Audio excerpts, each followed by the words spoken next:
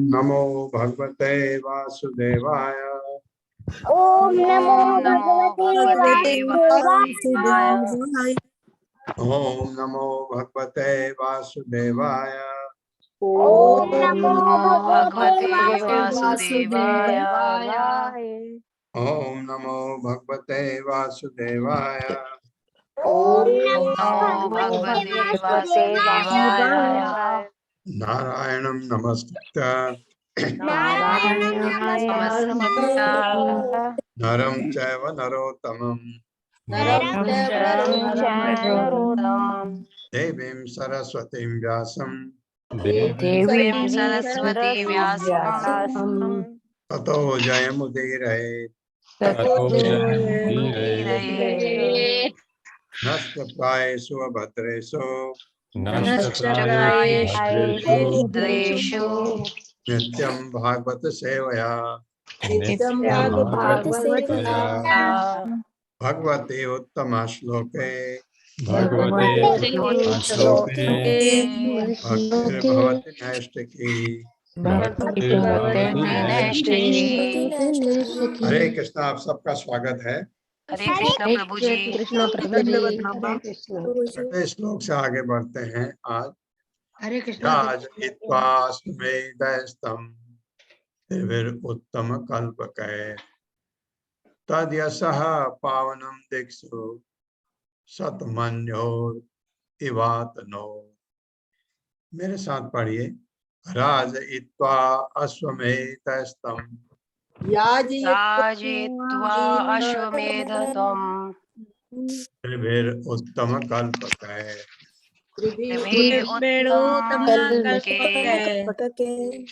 तद्यशः पावनं दिक्षु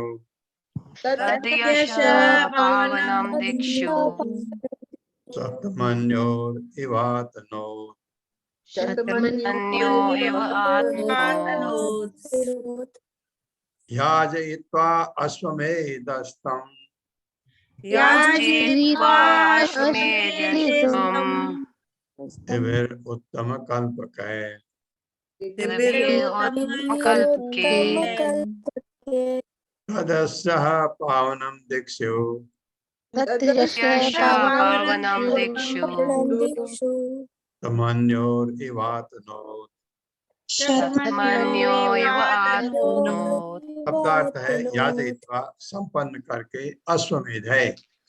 अश्वमेध यज्ञों के द्वारा जिनमें घोड़ों की बलि दी जाती है, हम उनको राजा युधिष्ठिर को त्रिभिः तीन उत्तम सर्वश्रेष्ठ कल्पके समुचित सामग्रियों के द्वारा तथा योग्य पुरोहितों द्वारा संपन्न तत्व यश ख्याति पावनम यशस्वी दीक्षु समस्त दिशाएं शतमन्यो शतमन्यो इंद्र जिसने ऐसे 100 यज्ञ किए थे एवं सदृश अतनोत फैल गई।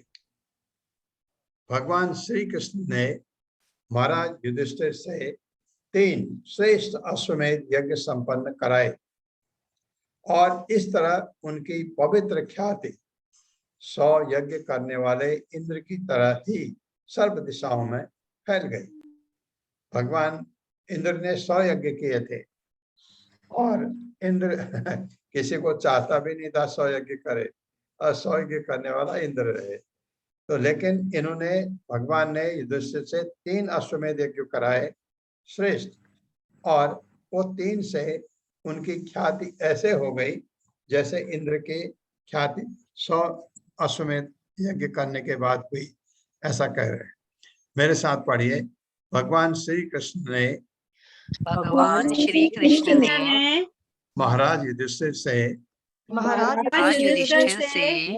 3 श्रेष्ठ अश्वमेध यज्ञ संपन्न कराए।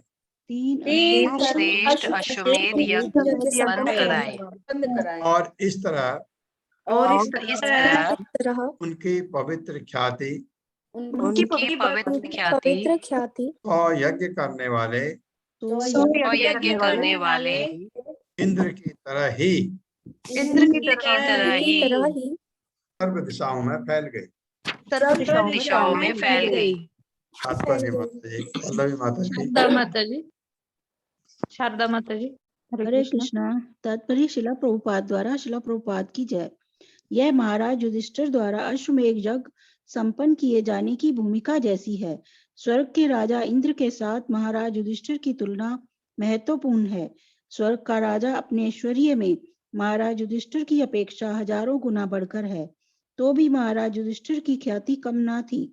इसका कारण यह है कि महाराज युधिष्ठिर भगवान के शुद्ध भक्त थे और भगवत कृपा से ही वे स्वर्ग के राजा इंद्र के तुल्य थे। यद्यपि उन्होंने केवल 3 यज्ञ संपन्न किए थे, जबकि स्वर्ग के राजा ने पूरे 100 यज्ञ किए थे। यह भगवत भक्त का विशेषाधिकार है। भगवान सबों पर समभाव रखते हैं, लेकिन भगवत भक्त अधिक महिमावान होता है, क्योंकि वह सदैव महानतम के संपर्क में रहता है। सूर्य की किरणें समान रूप से वितरित होती हैं, तो भी कुछ ऐसे स्थान रह जाते हैं जहां सदैव अंधेरा रहता है। यह सूर्य के कारण नहीं है, अपितु ग्रहता की कमी के कारण है। इसी कारण जो भगवान के 100% भक्त हैं, इसी प्रकार जो भगवान के 100% भक्त हैं, उन्हें भगवान की पूर्ण कृपा प्राप्त होती है, यद्यपि जो सर्वत्र सदैव समान रूप से वितरित होती है। हरे कृष्णा, हरे कृष्णा। हरे कृष्णा। ये कहा है, क्या इंद्र भी भगवान का भक्त है और युधिष्ठिर भी भगवान के भक्त हैं? फर्क है, फर्क है। ये भगवान का बहुत अच्छा भक्त है युधिष्ठिर। इंद्र भी भक्त है भगवान का। भक्त बहुत होते हैं, क्योंकि आप देखिए, एक भक्त ऐसा भी है भगवान का जो सीधे वैकुंठ जाता है। एक भक्त थोड़ा यात्रा करता है, पहले स्वर्ग जाता है, फिर नीचे आता है, फिर भक्ति करता है, फिर भगवत धाम जाता है। तो उनमें भक्तों में फर्क है।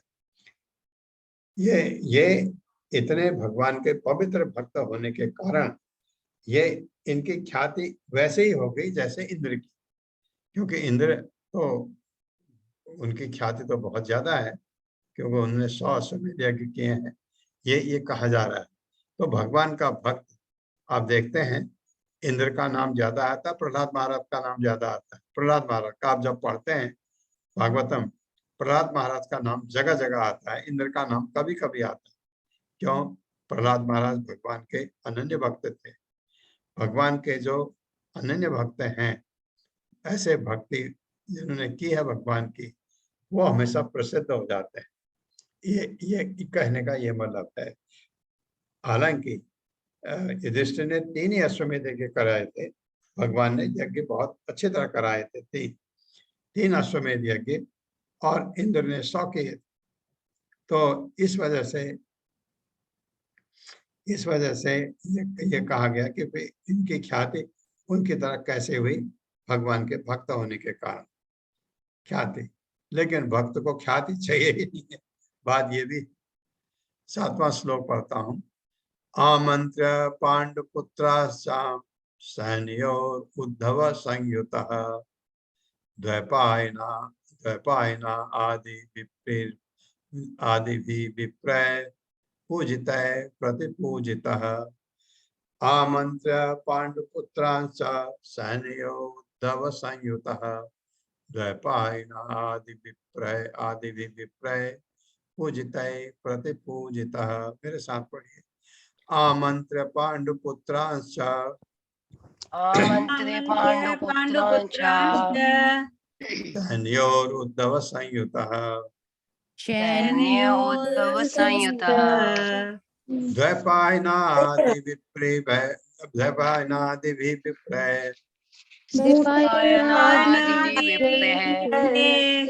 द्वैपायना आदि, ये है द्वैपायना आदि विप्रय।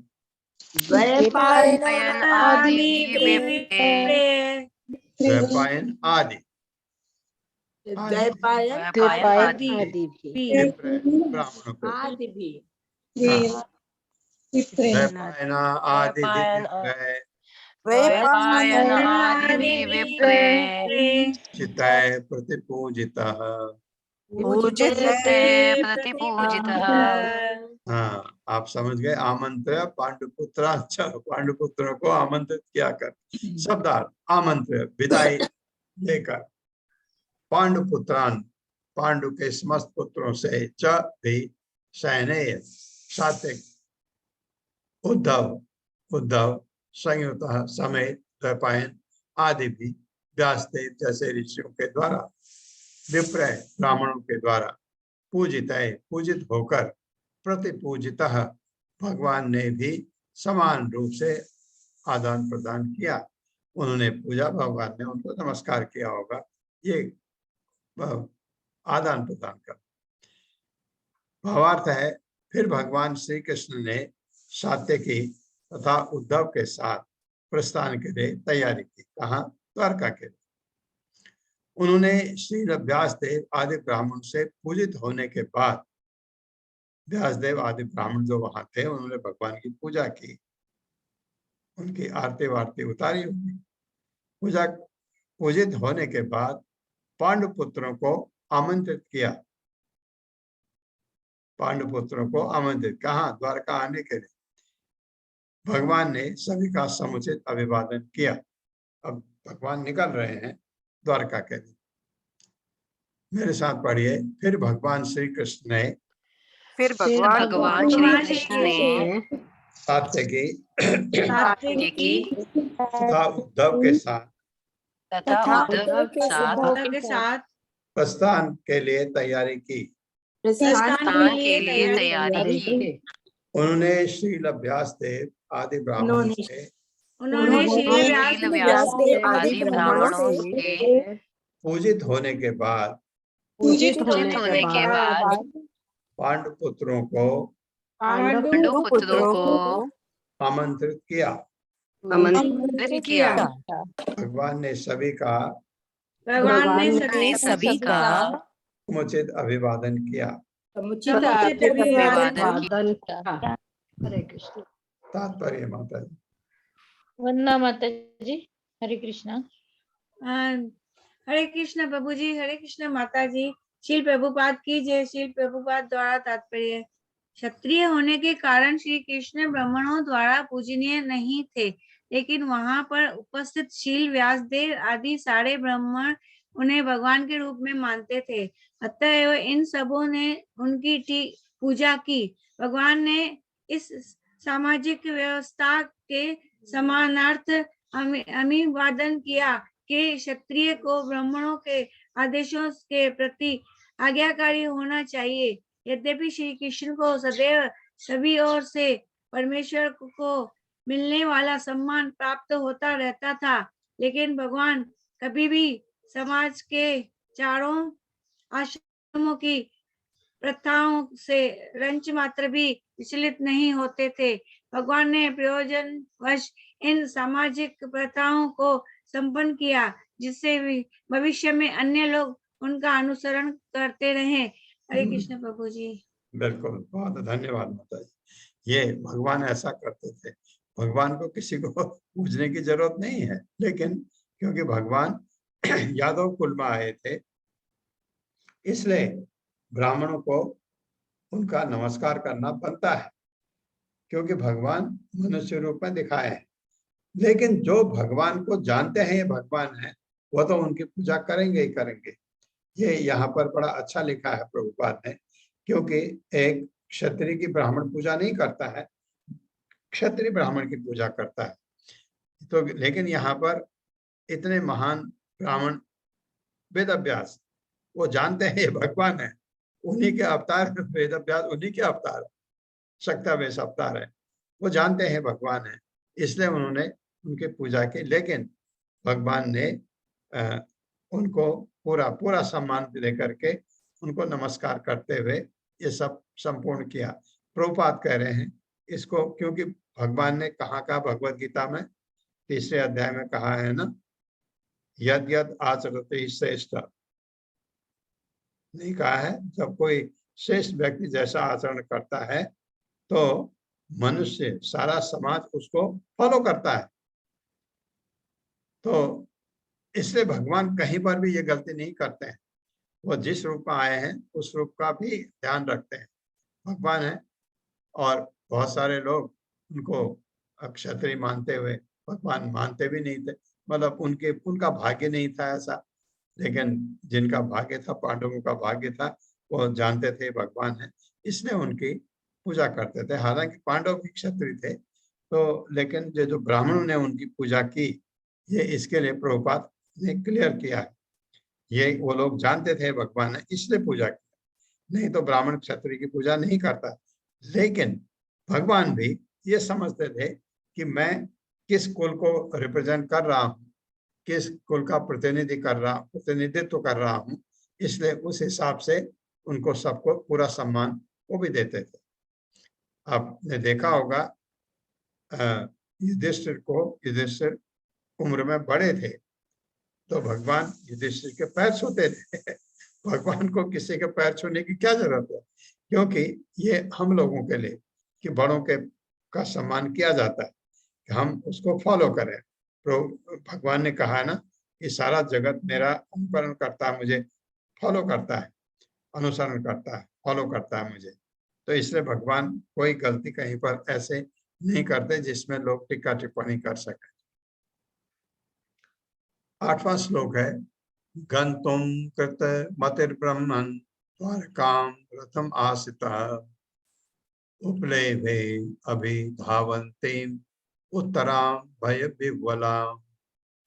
गंतुम कृतं मतिर्ब्रह्मन् द्वारकां रथम आसितः उपलेभे अभिधावन्तीं उत्तरां भयविह्वलाम्। मेरे साथ पढ़िए, गंतुम कृतमतिर्ब्रह्मन् गन्तुं ये ब्रह्मन् द्वारकां रथम आस्थितः द्वारकामृतमास्थितः उपलेभे अभिधावन्तीं उपलेभे अभिधावन्ते उत्तरां भयविह्वलाम्। उत्तरां वलाम्। शब्दार्थ, गंतुम जाने के लिए इच्छुक, कृतमति ही संकल्प करके, ब्राह्मण हे ब्राह्मण, द्वारका की ओर, रथम रथ पर, आस्थित आरूढ़, उपलेभे देखा, अभिधावन्तीम तेजी से आती हुई, उत्तराम उत्तरा को, भय विह्वलाम भयभीत होकर उत्तरा आ रही भगवान की तरफ।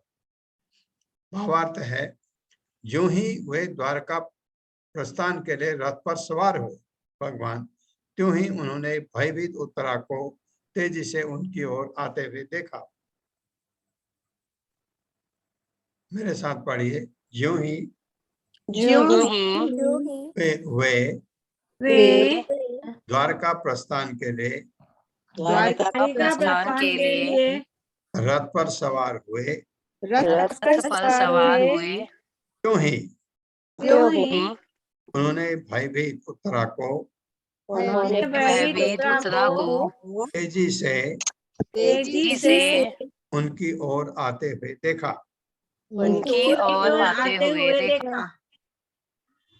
तात्पर्य माता जी। रश्मि माता जी, हरे कृष्णा। हरे कृष्ण माता जी, हरे कृष्णा प्रभु जी। पढ़िए माता जी। शील प्रभुपाद की जय। शील प्रभुपाद द्वारा तात्पर्य, पांडव कुल के सारे सदस्य अपनी रक्षा के लिए भगवान पर आश्रित थे, अतएव भगवान समस्त परिस्थितियों में उनकी रक्षा करते थे। वैसे तो भगवान सबों की रक्षा करते हैं, किंतु जो लोग उन पर पूर्ण रूपेण निर्भर रहते हैं, वे उनकी विशेष रखवाली करते हैं। पिता अपने नन्हे पुत्र के प्रति विशेष सतर्क रहता है, क्योंकि वो पिता पर पूर्णता आश्रित होता है। हरे कृष्ण। हरे कृष्ण माता जी, हरे कृष्ण। ये उदाहरण दे रहे हैं प्रभुपाद, पिता सबसे छोटे पुत्र पर, क्योंकि वो अपना ध्यान नहीं रख सकता है, पूरी तरह पिता पर आश्रित होता है। कहीं कुछ हुआ पिता के साथ चलता है, पिता की उंगली पकड़ के, उसको पता है कहीं कुछ भी होगा पिता है साथ में, अपने को प्रोटेक्टेड फील करता है, निर्भीक फील महसूस करता है छोटा बच्चा अगर पिता के साथ होता है, क्योंकि पिता पर पूरी तरह आश्रित है वो। बड़ा बेटा पिता पर पूरी तरह आश्रित नहीं है, वो अपना देखभाल कर सकता है, पिता पर कहीं कहीं कुछ चीजों के लिए आश्रित होता है। भगवान का भक्त वो भक्त जो पूरी तरह आश्रित है उनके ऊपर। कौन है ऐसे भक्त, बताइए?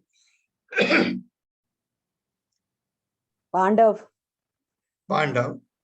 और नहीं, आप भी हो सकते हैं। कौन? कौन? प्रहलाद। जो आप कहते हैं सर्वधर्मान परित्यज मामेकं शरणं व्रज अहम त्वां सर्व पापेभ्यो मोक्षयिष्यामि मा शुचः। कुछ भक्त ऐसे हैं जो भगवान के शरणागत हो जाते हैं। जैसे कुछ भक्त ऐसे हैं जिनसे बहुत गलतियां भी होती हैं। आपने देखा बिल्व मंगल ठाकुर थे। बिल्व मंगल ठाकुर एक अच्छे कुल में थे, लेकिन उनकी एक कमजोरी थी कि वो किसी रूपवती स्त्री को देख के पागल हो जाते थे। और वो इस तरह से एक वैश्या के साथ उनके ऐसे संबंध थे कि वो रोज वैश्या के पास जाते थे। वो वैश्या भी उनका एक रूप है, बहुत सुंदर थी, रोज जाते थे। एक दिन उनके पिता की मृत्यु हुई और बहुत जबरदस्त बारिश भी हुई। तो नेचुरली उसने सोचा आज तो आएगा नहीं, और उतने बारिश में वो बिल्व मंगल ठाकुर पिता के अंत्येष्ट करने के बाद फिर गए उसके पास, और जाने के लिए रास्ता नीचे पानी भरा था, कहीं पेड़ से पकड़ते हुए ऊपर चढ़े। उसके घर में पहुंचे, दरवाजा खटखटाया। उसको ताजुब लगा कि ऐसे में ये कैसे आया, लेकिन ये भी बात थी उनका प्रेम। देखिए वैश्या के लिए कैसा था, इतने बारिश में पिता की मृत्यु हुई है तब भी उससे मिलने चले गए। तो उसने बिल्व मंगल ठाकुर को कहा, ऐसा प्रेम तुम्हारा भगवान के लिए होना चाहिए तो तुम्हारी जिंदगी बदल जाएगी। बस वहीं से तो उनकी गुरु वो वैश्या थी, शिक्षा मिली वैश्या से, और उन्होंने वही किया। फिर उसके बाद वो वृंदावन की तरफ लौट चल पड़े और उन्होंने फिर रास्ते में एक घर था, वहां कोई महिला को देखा उन्होंने, बहुत सुंदर थी, बहुत सुंदर महिला थी। उन्होंने उनको प्रणाम किया, उनके पति को, और उनसे एक सुई मांगी और अपने आंख फोड़ लिए दोनों, क्योंकि उनका एक कमजोरी ये थी उनको कि वो कोई रूपवती स्त्री को देख करके उनमें कुछ हो जाता था। ये उन्होंने अपने फोड़ करके भगवान के शरण में चले गए, और बाद में भगवान की उन्होंने लिखवाया होगा, लिखे भी हैं उन्होंने बहुत चीजें। और दूसरा वो बहुत अच्छा गाते थे भजन भगवान के, और आंखों से आंसू भी निकलते थे उनके भगवान के भजन गाने में। और उनके भजन भगवान कृष्ण उनके सामने बैठ के सुनते थे अपने भजन को। देखिए क्या किया, बाद में भगवान के शरणागत हो गए। अब उनका तो कोई रखवाला है ही नहीं, आंख भी नहीं है उनके पास, तो उनकी रखवाली भगवान करते हैं। भगवान के शरण में जो उनके पूरे शरणागत जाते हैं, जो जिनका और कुछ है ही नहीं, कोई सहारा नहीं है भगवान के अलावा, उनको भगवान पूरा प्रोटेक्शन देते हैं। तो ये इसी तरह पांडवों के लिए भी कहा गया है। पांडव लोग भगवान पर पूरी तरह आश्रित थे। उसमें भी अगर आप देखें, द्रौपदी भगवान की महान भक्त, पूरी तरह आश्रित।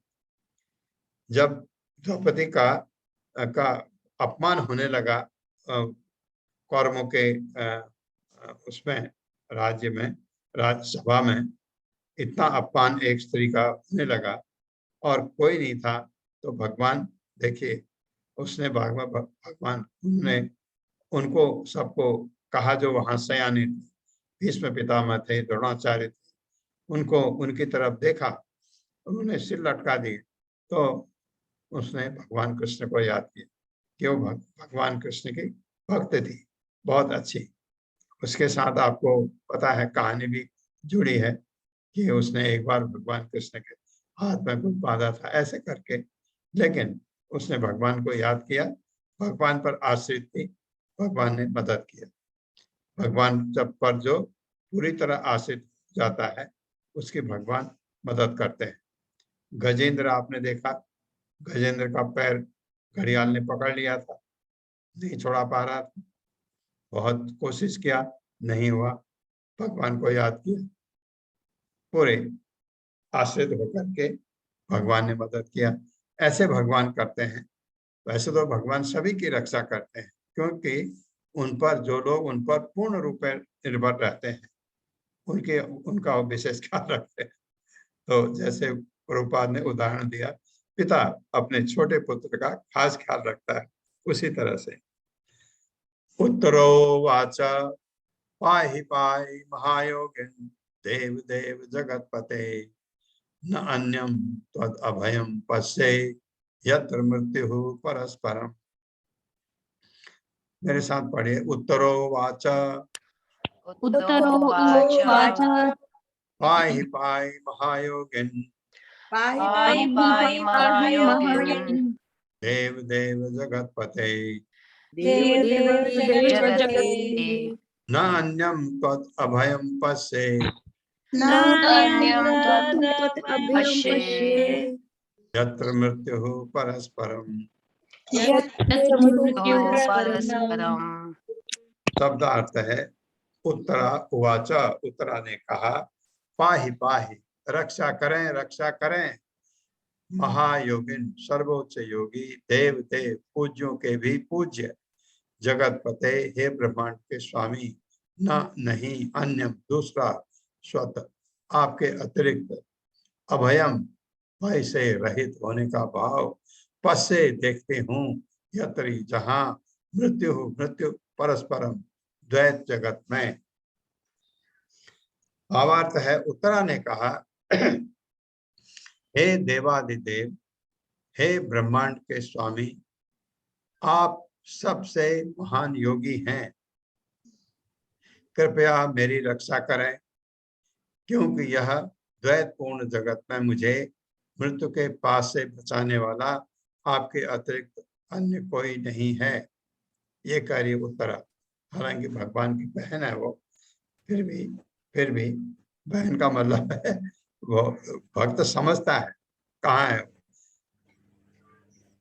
मेरे साथ पढ़िए। उत्तरा ने कहा, उत्तरा ने कहा, हे देवादिदेव, हे देवादिदेव हे ब्रह्मांड के स्वामी, हे ब्रह्मांड के स्वामी, आप सबसे महान योगी हैं, आप सबसे महान योगी हैं, कृपया मेरी रक्षा करें, कृपया मेरी रक्षा करें, क्योंकि इस द्वैतपूर्ण जगत में क्योंकि इस द्वैतपूर्ण जगत में मुझे मृत्यु के पास से मुझे मृत्यु के पास से बचाने वाला बचाने वाला आपके अतिरिक्त आपके अतिरिक्त अन्य कोई नहीं है। अन्य कोई कोई नहीं है। तात्पर्य कृष्ण भक्त नाम से ज्वाइन किया है माता हरे जी। कृष्णा माता जी, हरे कृष्णा। पढ़िए माता जी, पढ़िए। तात्पर्य शील प्रभुपाद द्वारा शील प्रभुपाद की जय। यह भौतिक जगत द्वैतपूर्ण है, जबकि परम धाम एक रूप है। द्वैतपूर्ण जगत पदार्थ तथा आत्मा से निर्मित है, जबकि परम जगत पूर्ण रूप से आत्मा है, जिसमें भौतिक गुणों का लेश भी नहीं पाया जाता। इस द्वैतपूर्ण जगत में प्रत्येक व्यक्ति झूठे ही जगत का स्वामी बनने का प्रयास करता है, जबकि परम जगत में भगवान ही परम प्रधान है और अन्य सभी उनके अनन्य सेवक हैं। द्वैतपूर्ण जगत में प्रत्येक व्यक्ति अन्य सबों से ईर्ष्या करता है और पदार्थ तथा आत्मा के द्वैत अस्तित्व के कारण मृत्यु अपरिहार्य है। शरणागत जीव के लिए भगवान ही एकमात्र अभय दाता है। भगवान के चरण कमलों की शरण ग्रहण किए बिना कोई भी इस भौतिक जगत में अपने आप को मृत्यु के क्रूर पंजे से नहीं बचा सकता। हरे कृष्ण प्रभु। हरे कृष्णा माता जी, बहुत धन्यवाद। भगवान के चरण कमलों के शरण ग्रहण किए बिना कोई भी इस भौतिक जगत में अपने आप को मृत्यु के क्रूर पंजे से नहीं बचा सकता।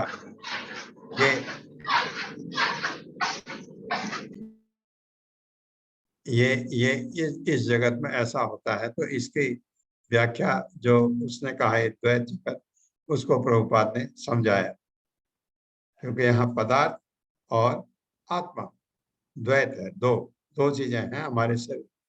ये क्या है? आत्मा। द्वैत अद्वैत बहुत जगह अलग अलग ढंग से आता है। यहाँ पर द्वैत से मतलब है इस भौतिक जगत में हमारा शरीर और आत्मा दो अलग अलग चीज, और वैकुंठ में शरीर आत्मा में कोई फर्क नहीं, सारी आत्मा है। यह है, इसलिए हमारा शरीर में एक कण है बहुत छोटा आत्मा का, जो हमारे शरीर को चलाए रखता है।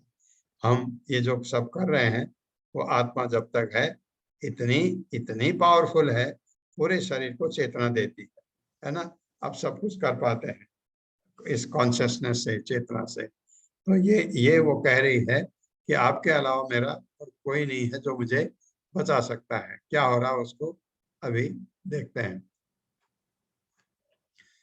अभिद्रवति मामीश सरस्तप्तायसो विभो कामं दहतु मां नाथ मामे गर्भो निपात्यताम्। अभिद्रवति माम ईशा सरस्तप्तायसो विभो कामं दहतु मां नाथ मामे गर्भो निपात्यताम्। आपको पता है उत्तरा गर्भवती थी। उत्तरा के पति आपको पता है अभिमन्यु मारे गए थे, तो गर्भवती है। और वो उसका गर्भ आप समझिए ही एक चीज है जो पांडवों के कुल को चला सकता है, और तो कुछ था ही नहीं। द्रौपदी के पुत्र को अश्वत्थामा ने मार दिया। शब्दार्थ अभिद्रवती और आता हुआ, माम मेरी, ईश हे प्रभु, शरह बाण, तप्त अग्नितुल्य, अयसह लोह, विभो हे महान, कामम इच्छा, दहत जला दे, मां मुझको, नाथ हे रक्षक, मां मत में मेरा गर्भ, गर्भ निपात्यताम गर्भपात हो। हे प्रभु आप सर्वशक्तिमान हैं। एक दहकता हुआ लोहे का बाण मेरी ओर तेजी से आ रहा है।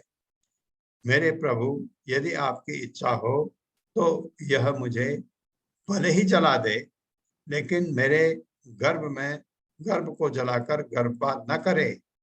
हे प्रभु कृपया मेरे पर इतना अनुग्रह करें, मैं मर जाऊं कोई परवाह नहीं, पर मेरा बच्चा न मरे।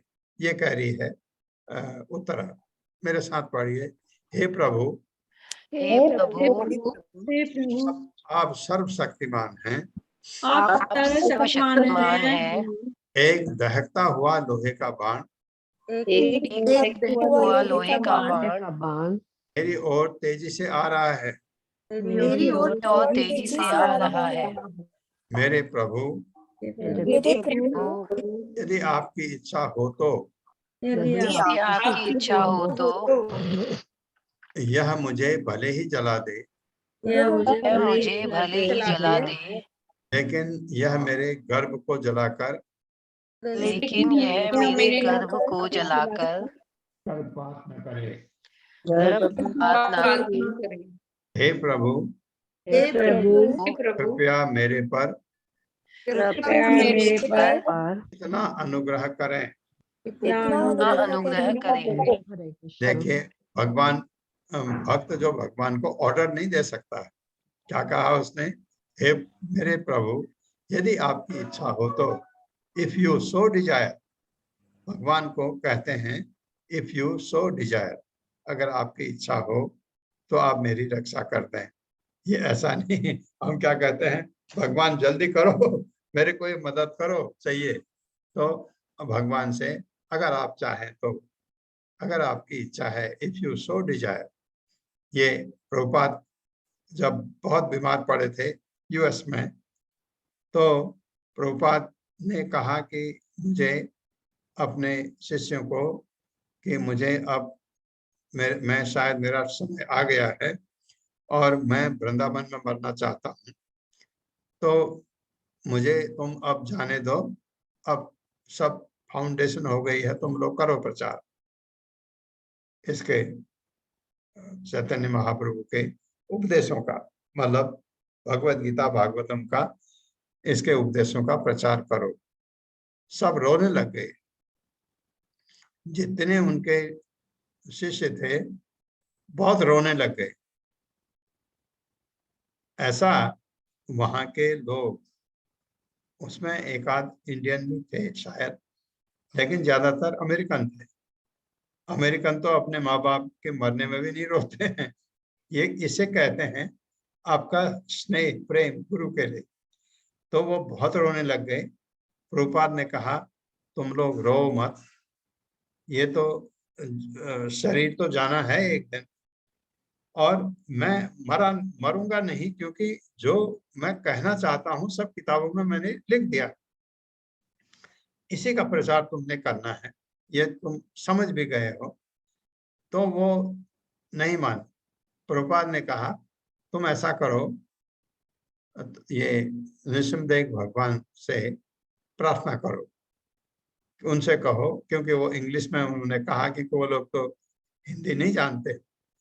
उन्होंने कहा कि उनसे कहो इफ यू सो डिजायर, मुझे इसलिए वो याद आ रहा है, इफ यू सो डिजायर, ये जो हमारे गुरु महाराज हैं इनको थोड़ा देर और टाइम दे दो। और उन लोगों ने रात भर प्रार्थना की और ये नरसिंह कवच पढ़ा उन लोगों ने रात। प्रभुपाद थोड़ा सफल गए, फिर प्रचार करके प्रभुपाद आए। प्रभुपाद ने उसके बाद 14 बार विदेशों में भ्रमण किया, घूमने के लिए नहीं, पिकनिक के लिए नहीं। प्रभुपाद ने 14 जगह गए, मंदिर बनवाए और भक्त बनवाए और प्रचार किया। आखिरी में वो आए वृंदावन जब तब, लेकिन वो तब इंडिया में थे, बॉम्बे में थे। और उनको लगा, उन्होंने कहा कि जल्दी मुझे वृंदावन ले चलो। उनको क्योंकि शरीर में समझ आ जाता है कि अब शरीर को त्यागने वाली। तो वो आए, फिर उनको तेज उसमें गाड़ी बैठा के रेलवे स्टेशन में लाए। रेलवे स्टेशन में ट्रेन बस निकलने वाली थी, मतलब चल भी चुकी थी, और जल्दी से उनको अंदर किया, वृंदावन लाए। वृंदावन में जैसे पहुंचे वो, प्रभुपाद ने अपना शरीर त्याग दिया।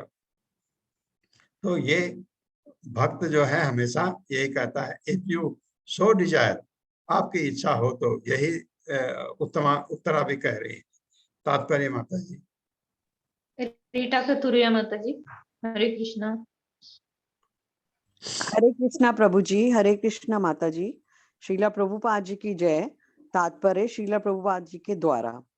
यह घटना उत्तरा के पति अभिमन्यु की मृत्यु के बाद की है। अभिमन्यु की विधवा पत्नी उत्तरा अपने पति का अनुसरण करती, लेकिन वह गर्भिणी थी और परम भगवत भक्त महाराज परीक्षित उसके गर्भ में थे। अतएव उनकी रक्षा करना उसका परम धर्म था। माता के ऊपर बहुत बड़ा उत्तरदायित्व होता है कि वह शिशु को सभी तरह से रक्षा करे। अतएव भगवान श्री कृष्ण के समक्ष अपनी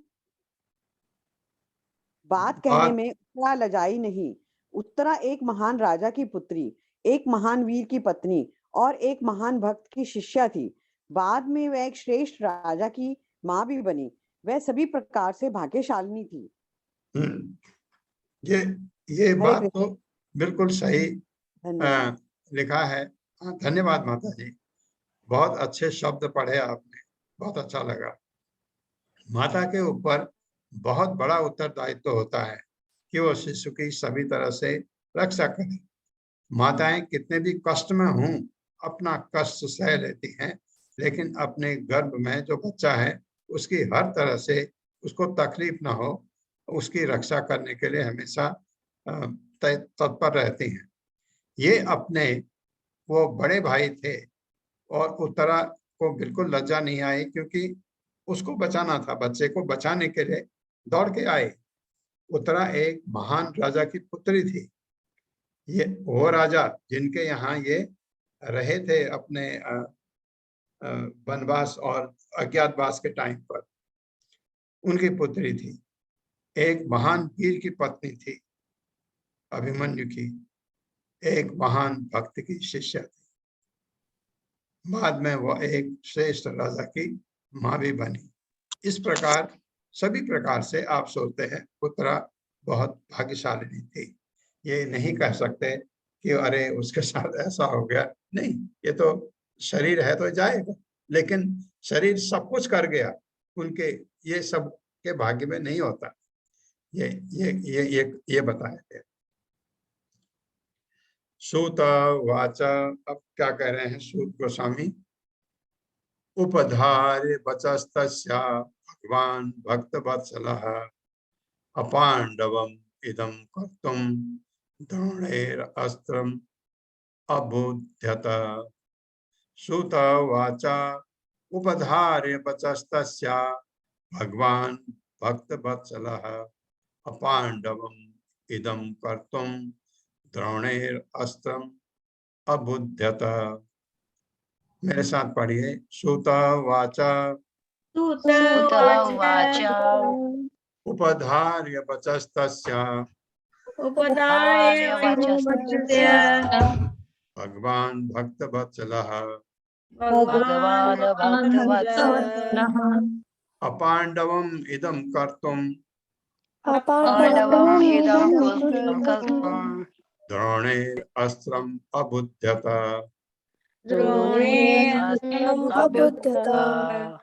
शब्दार्थ। सूत वाचा, सूत गोस्वामी ने कहा, उपधार्य धैर्य पूर्वक सुनकर, वचः शब्द, तस्या उसके, भगवान ने, वत्स वत्सला अपने भक्तों के प्रति अत्यंत प्रेम से युक्त, अपांडवम पांडवों के वंशज के बिना, इदम यह, कर्तुम इसे करने के लिए, द्रोणाचार्य का पुत्र, अस्त्रम हथियार, अभ्युद्धत समझा।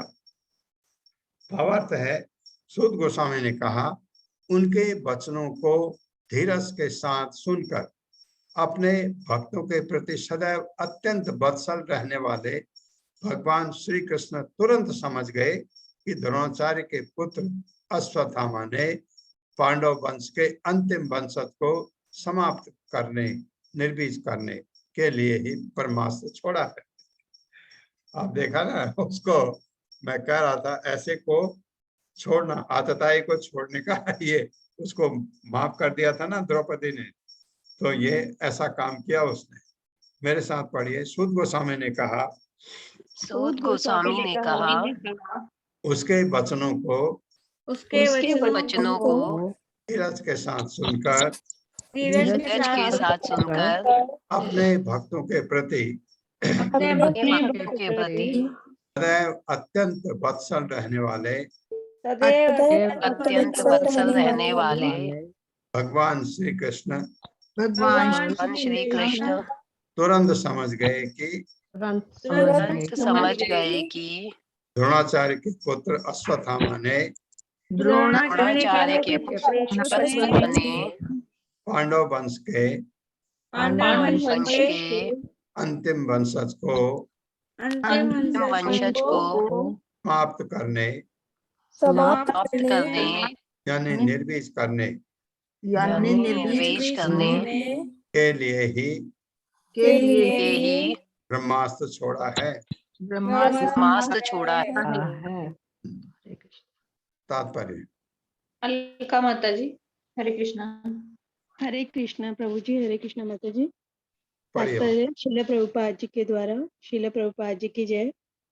भगवान सभी तरह से निष्पक्ष हैं, तो भी वे अपने भक्तों का पक्ष लेते हैं, क्योंकि प्रत्येक व्यक्ति के कल्याण के लिए इसकी नितांत आवश्यकता है। पांडव कुल भक्त कुल था, अतएव भगवान चाहते थे कि वे विश्व के ऊपर शासन चलाए। यही कारण था कि दुर्योधन दल के शासन को समाप्त करके उन्होंने महाराज युधिष्ठिर का शासन स्थापित किया। इसीलिए वे गर्भ में स्थित महाराज परीक्षित की रक्षा करना चाह रहे थे।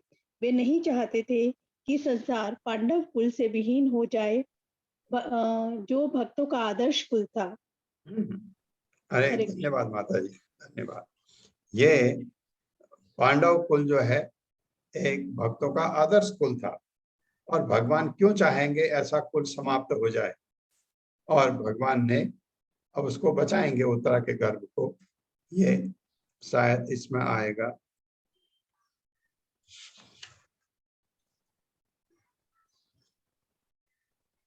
तर्हेवात मुनिश्रेष्ठ पांडवा पंच सायका आत्मनो मुखादीन्ति दीप्तान आलक्ष्य अस्त्राणि उपाददुः। आलक्ष्य अस्त्राणि उपाददुः। तर्हेवातम, ये तर्हि एव अथ है, तर्हि एव अथ, तर्हेवात मुनिश्रेष्ठ पांडवा पंच सायकान आत्मनो अभिमुखान दीप्तान आलक्ष्य अस्त्राणि उपाददुः। मेरे साथ। तर्हेवात मुनिश्रेष्ठ तर्ह्येवाथ मुनिश्रेष्ठ पांडवा पंच सायकान पांडवा पंच सायकान आत्मनो अभिमुखान दीप्तान आत्मनो अभिमुखान दीप्तान आलक्ष्य अस्त्राणि उपाददुः। आलक्ष्य अस्त्राणि उपाददुः। शब्दार्थ तर्हि तब, एव भी, अत अतएव, मुनिश्रेष्ठ हे मुनियों में प्रमुख, पांडवा पांडु के पुत्र, पंच पांच सायका हथियार, आत्मना स्वयं, अभिमुखान की ओर, दीप्तान लपलपाते, आलक्ष्य देखकर, अस्त्राणि हथियार, उपाददु ग्रहण किया। भावार्थ है, हे महान विचारकों मुनियों में अग्रणी शौनक जी। कौन कह रहा है ये बात? ये बात कौन कह रहा है अभी? सूत गोस्वामी। शौनक जी।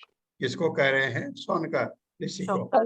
तो नैमिषारण्य के ऋषिगणों को कह रहे हैं, क्योंकि वो शौनका उनके प्रतिनिधि है, इसलिए कह रहे हैं, हे महान विचारक मुनियों में अग्रणी शौनक जी, उस दहकते हुए ब्रह्मास्त्र को अपनी ओर आते देखकर पांचों पांडवों ने अपने अपने पांचों हथियार संभाले।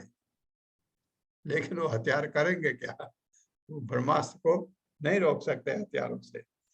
मेरे साथ पढ़िए, हे महान विचारकों, हे महान विचारकों, मुनियों,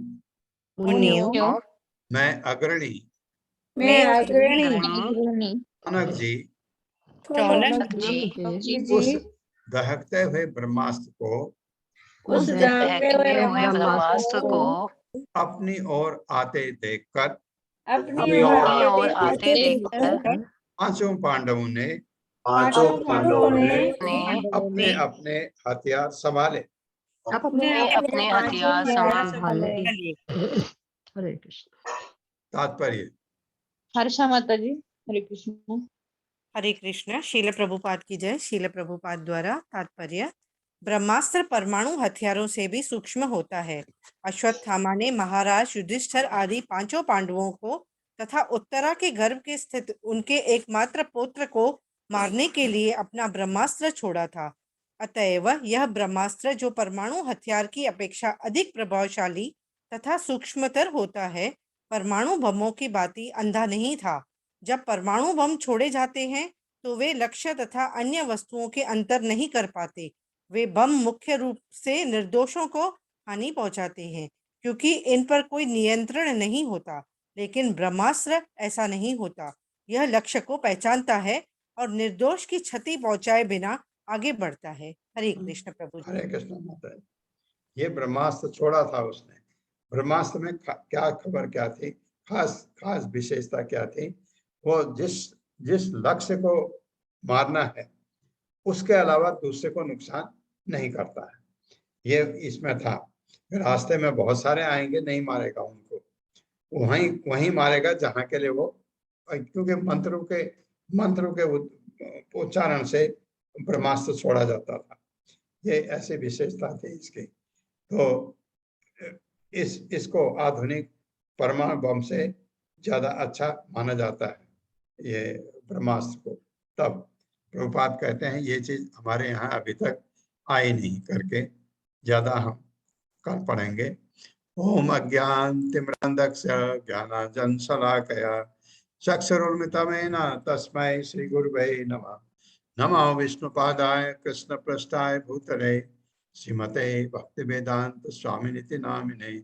नमस्ते सारस्वती देवे गौरवाणी प्रचारिणे निर्विशेष शून्यवादी पाश्चात्य। जय हो श्री कृष्ण चैतन्य प्रभु नित्यानंद श्री अद्वैत गदाधर शिवासादि गौर भक्त वृंद।